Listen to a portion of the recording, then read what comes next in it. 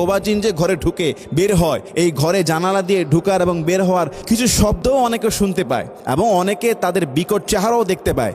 আমি নিজেও একবার এই জিনের বিকট দুষ্ট শয়তানের চেহারা খুব কাছাকাছি চলে আসছিল, দেখতে পেয়েছিলাম।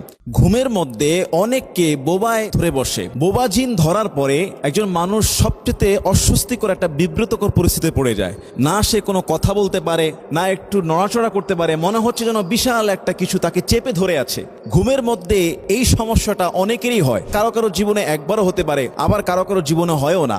এই বোবা জিন মানুষকে ক্ষতি করার জন্য, মানুষকে ডিস্টার্ব করার জন্য সে মানুষের উপরে এই ভরটা করে থাকে। আসলে জিন জাতিরা বিভিন্ন জায়গায় তারা বসবাস করে। এক শ্রেণীর জিন আছে যারা আকাশের দিকে থাকে, আরেক শ্রেণীর জিন যারা দুনিয়াতে মানুষের সঙ্গে এই সমাজের মধ্যে চলাফেরা করে, আরেক শ্রেণীর জিন মাঝে মধ্যে কুকুর বা সাপের শুরুতে চলাফেরা করে। তো এই জিন মানুষকে ঘুমের মধ্যে অ্যাটাক করে থাকে। কিন্তু আধুনিক চিকিৎসা বিজ্ঞান